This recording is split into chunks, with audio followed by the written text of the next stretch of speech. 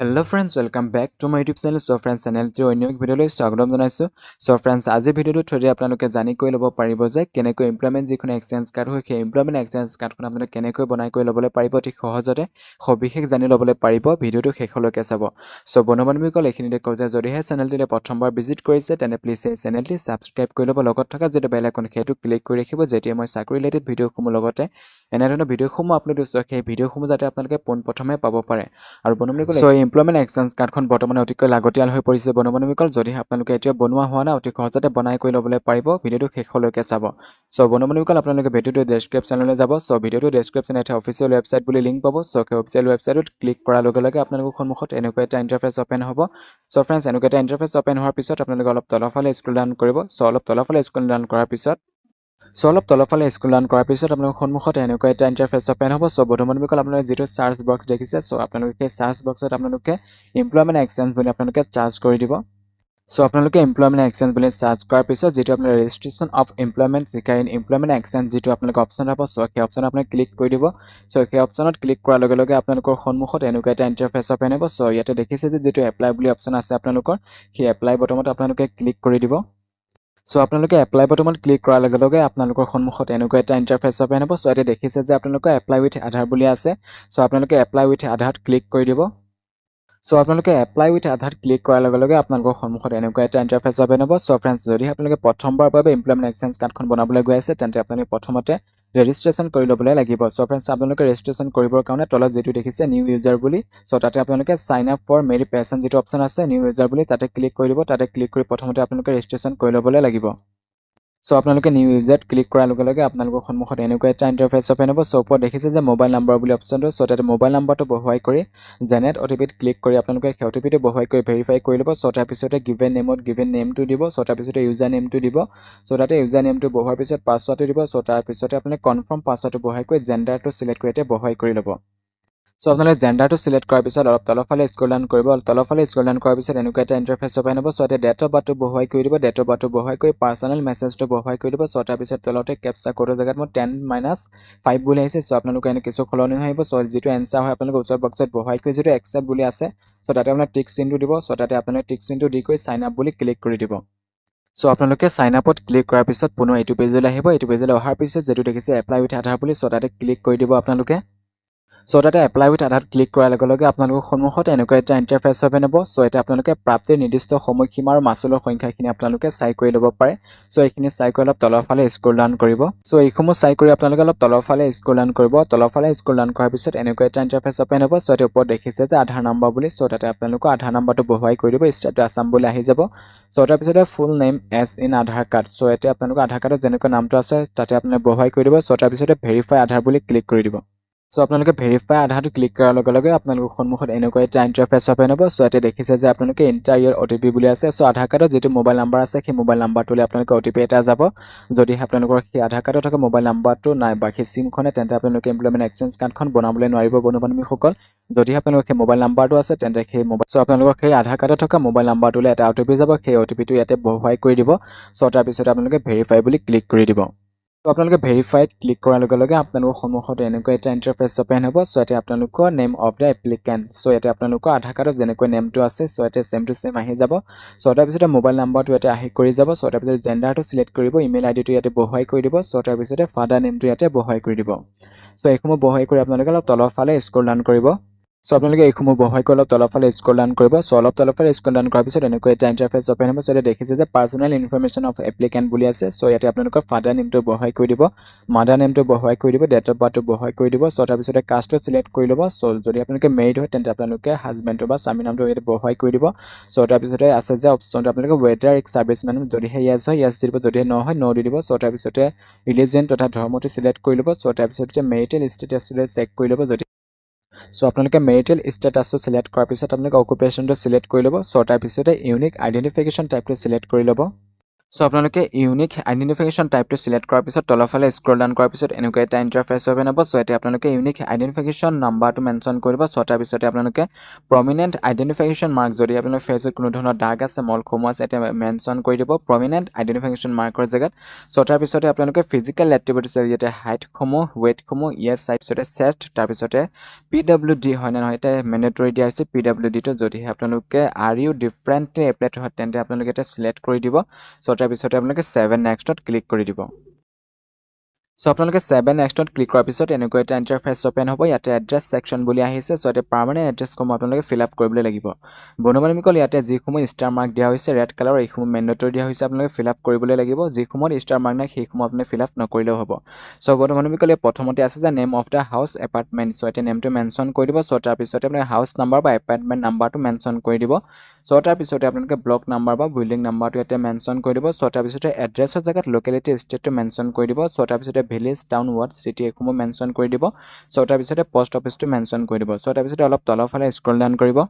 so আপোনালোকে অলপ তলফালে স্ক্ৰল ডাউন কৰাৰ পিছত এনেকুৱা এটা ইন্টাৰফেস ওপেন হ'ব সো এটা পুলিশ ষ্টেচনটো ইয়াতে মেনশন কৰি দিব পিন কোডটো মেনশন কৰি দিব ডিস্ট্ৰিক্টটো সিলেক্ট কৰি দিব সাব ডিস্ট্ৰিক্টটো ইয়াতে সিলেক্ট কৰি দিব সো তাৰ পিছতে ৰেভিনিউ সাৰ্কেলটো সিলেক্ট কৰি দিব ৰেসিডেন্সটো সিলেক্ট কৰি দিব সো তাৰ পিছতে দেখিছে যে কমিউনিকেশন এড্ৰেছৰ জায়গাত যদি আপোনালোকৰ সেম এজ পাৰ্মানেন্ট এড্ৰেছ যদি আপোনালোকৰ কমিউনিকেশন এড্ৰেছ আৰু পাৰ্মানেন্ট এড্ৰেছটো একে হয় তেন্তে ইয়াতে আপোনালোকে ইয়েস বুলি ক্লিক কৰি দিব যদি আপোনালোকৰ একে নহয় ইয়াতে পুনৰ মেনশন কৰি দিব সো তাৰ পিছতে অলপ তলফালে স্ক্ৰল ডাউন কৰিব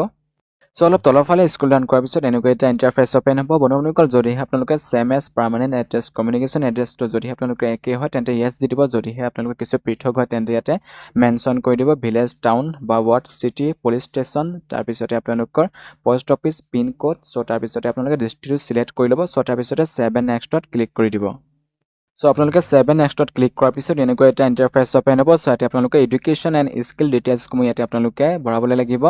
সো ইয়াতে আপোনালোকে হাইয়েষ্ট এডুকেশ্যন লেভেলৰ জায়গাত সিলেক্ট কৰি ল'ব কিমান হয় আপোনালোকৰ সো তাৰ পিছতে হাইয়েষ্ট এক্সামিনেশ্যন পাছটো আপুনি সিলেক্ট কৰি ল'ব সো তাৰ পিছতে আপোনালোকে এক্সামিনেশ্যন পাছ যদি আপুনি 10 পাছ কৰিতে সিলেক্ট কৰি ল'ব 10 পাছ কৰি ল'ব সো তাৰ পিছতে ইলেক্টিভ সাবজেক্ট সো সাবজেক্ট আদাৰ সাবজেক্টখিনি বা বোৰ্ড ইউনিভাৰ্সিটি নেমখিনি ইনষ্টিটিউট বা স্কুল কলেজ এইসমূহ সিলেক্ট কৰি বা ইয়াতে ডেফট পাছিং এইসমূহ আপোনালোকে ভৰাই কৰি ল'ব সো তাৰ পিছতে অলপ তলফালে স্ক্ৰল ডাউন কৰিব So friends, ইয়াতে আপোনালোকে যদিহে ক্লাস 10 পাস কৰিছে তেনে ক্লাস 10 ৰ সকলো ডিটেইল সমূহ ইয়াতে ভৰুৱাই কৰি ল'ব যদি আপোনালোকে ক্লাস 12 পাস কৰিছে তেনে ক্লাস 12 ৰ ইয়াতে ডিটেইল সমূহ ভৰুৱাই কৰি ল'ব যদি আপোনালোকে ডিগ্ৰী কৰিছে আপোনালোকে ডিগ্ৰী ইয়াতে সকলো ডিটেইল সমূহ ভৰুৱাই কৰি ল'ব সো যদি আপোনালোকে ক্লাস 10 পাস বা 12 পাস কৰিছে বা ডিগ্ৰী পাস কৰিছে সকলো ডিটেইল সমূহ ইয়াতে ভৰুৱাই কৰি ল'ব এই সমূহ ভৰুৱাই কৰি তলৰ ফালে স্ক্ৰল ডাউন কৰিব অলপ তলৰ ফালে স্ক্ৰল ডাউন কৰাৰ পিছত এনেকুৱা এটা ইন্টাৰফেস ওপেন হ'ব সো ইয়াতে আপোনালোকে আদাৰ কোৱালিফিকেশন বুলি আছে বা ট্ৰেইনিং কোৰ্স সমূহ আছে যদি আপোনালোকৰ সেই কোৰ্স সমূহ আছে ইয়াতে সাৰ্টিফিকেট নেমটো মেনশন কৰি দিব ইস্যু বাইটো ইয়াতে আপোনালোকে কিমান চনৰ ইস্যু হৈছে মেনশন কৰি দিব সো তাৰ পিছতে ডিউৰেশ্যন ইন মান্থ কিমান মাহৰ হয় বা কিমান বছৰ হয় মেনশন কৰি দিব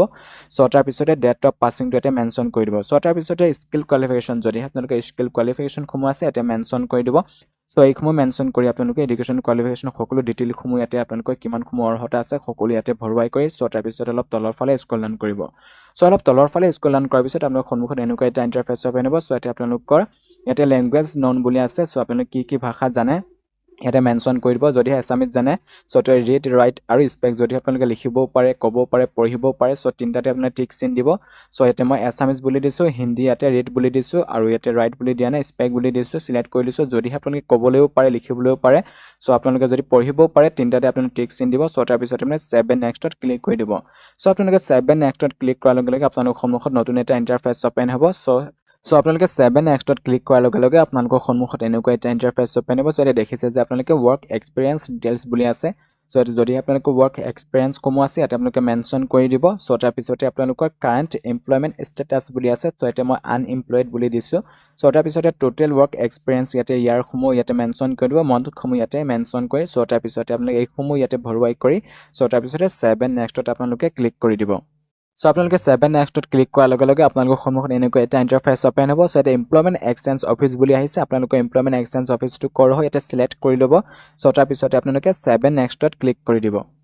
সো আপোনালোকে 7 নেক্সটত ক্লিক কৰাৰ লগে লগে আপোনালোকৰ সন্মুখত এনেকুৱা এটা ইন্টাৰফেস ওপেন হ'ব সো ইয়াতে আপোনালোকে ডকুমেন্টছসমূহ আপলোড দিব লাগিব সো ইয়াতে আইডি প্ৰুফ এড্ৰেছ প্ৰুফ আৰু এজ প্ৰুফ হিচাপে আপোনালোকে যিখন ফটো আপলোড দিব সেই ফটোখন জেপিজি জেপিইজি আৰু পিএনজি হ'ব লাগিব আৰু যিখন ফটো আপলোড দিব আপুনি পাছপোৰ্ট সাইজৰ সেই ফটোখন আপোনালোকৰ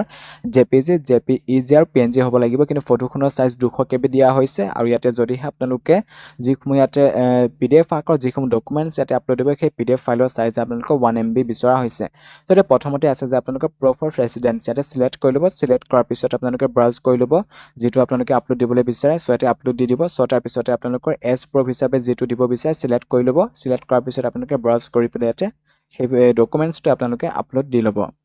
সো তাৰ পিছত অলপ তলৰ ফালে স্ক্ৰল ডাউন কৰিব সো অলপ তলৰ ফালে স্ক্ৰল ডাউন কৰাৰ পিছত আপোনালোকৰ সন্মুখত এনেকুৱা এটা ইন্টাৰফেস ওপেন হ'ব সো ইয়াতে আপোনালোকে এজ প্ৰুফ হিচাপে যেটো দিব বিচাৰে ডকুমেন্টছ এটা সিলেক্ট কৰি পেলাই ব্ৰাউজ কৰি আপোনালোকে সেই ডকুমেন্টছটো সিলেক্ট কৰি আপলোড দি ল'ব সো তাৰ পিছতে copy of caste certificate so ইয়াতে আপোনালোকে কাষ্ট সাৰ্টিফিকেটখন ব্ৰাউজ কৰি পেলাই আপোনালোকে ইয়াতে আপলোড দি ল'ব সো তাৰ পিছতে এডুকেশ্যন কোৱালিফিকেশ্যন সাৰ্টিফিকেট বুলি আছে সো ইয়াতে পাছ সাৰ্টিফিকেট এণ্ড মাৰ্কশ্বিট বুলি আছে যদি আপোনাৰ ক্লাছ 10 পাছ কৰিছে তেনে ক্লাছ 10 ৰ সাৰ্টিফিকেট আৰু মাৰ্কশ্বিটটো এটা পিডিএফত ইনভলভ কৰি পেলাই আপোনালোকে ব্ৰাউজ কৰি পেলাই ইয়াতে আপলোড দি ল'ব যদি আপোনাৰ ক্লাছ 10 আৰু 12 বা ডিগ্ৰী কৰিছে আপোনালোকে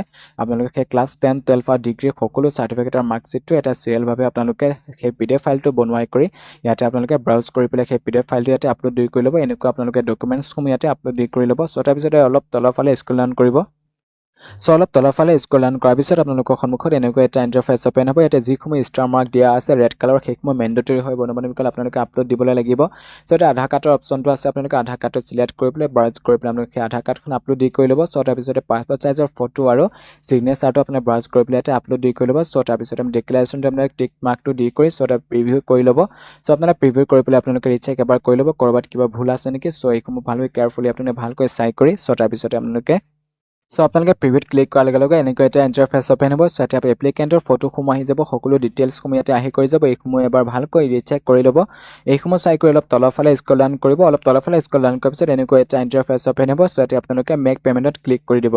সো আপোনালোকে মেক পেমেণ্টত ক্লিক কৰাৰ লগে লগে আপোনালোকৰ সন্মুখত এনেকুৱা এটা ইন্টাৰফেস ওপেন হ'ব সো ইয়াতে আপোনালোকে এপ্লিকেশ্যন ফি ইয়াতে 10 টকা পেমেণ্ট কৰিবলৈ লাগিব সো ইয়াতে আপোনালোকে পে নাও যেটো অপচন আছে আপোনালোকে সেই পে নাও অপচনত ক্লিক কৰি দিব সো পে নাও অপচন ক্লিক কৰাৰ লগে লগে এনেকুৱা এটা ইন্টাৰফেস ওপেন হ'ব সো ইয়াতে আপোনালোকে এইসমূহ চাই কৰি অলপ তলৰ ফালে স্ক্ৰল ডাউন কৰিব অলপ তলৰ ফালে স্ক্ৰল ডাউন কৰাৰ পিছত এনেকুৱা এটা ইন্টাৰফেস ওপেন হ'ব সো ইয়াতে পেমেণ্ট মোড বুলি আছে সো ইয়াতে মই পেমেণ্ট গেটৱেত ক্লিক কৰি লৈছো সো তাৰ পিছতে বেংক সিলেকশ্যনত মই ইয়াতে বেংকটো সিলেক্ট কৰি লৈছো সো তাৰ পিছতে এগ্ৰি বটমত মই ক্লিক কৰি পেলাই সো তাৰ পিছতে আপোনালোকে প্ৰচিড ফৰ পেমেণ্টত ক্লিক কৰি দিব সো ইয়াতে প্ৰচিড ফৰ পেমেণ্টত ক্লিক কৰাৰ লগে লগে আপোনালোকৰ সন্মুখত এনেকুৱা এটা ইন্টাৰফেস ওপেন হ'ব সো ইয়াতে আপোনালোকৰ ইয়ৰ GRN নাম্বাৰ ইজ বুলি আহি যাব সো তাৰ পিছতে ওকে বটমত ক্লিক কৰি দিব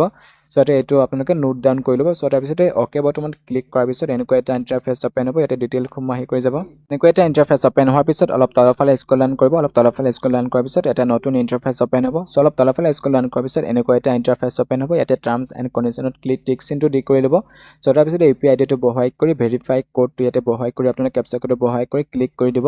সো তাৰ পিছতে আপোনালোকৰ সন্মুখত এনেকুৱা এটা ইন্টাৰফেস ওপেন হ'ব ইয়াতে GRN নাম্বাৰ বুলি আহি যাব সো এটা ষ্টেটাছ সাকসেছ বুলি আহিব সো অলপ সময় আপোনালোকে ইয়াতে ওয়েট কৰিব সো ফ্ৰেণ্ডছ ইয়াতে কিছু সময় অপেক্ষা কৰিব কিছু সময় অপেক্ষা কৰাৰ পিছত আপোনালোকৰ সন্মুখত নতুন এটা ইন্টাৰফেস ওপেন হ'ব সো এনেকুৱা এটা ইন্টাৰফেস ওপেন হ'ব এইটো পেজলৈ ৰিডাইৰেক্ট হ'ব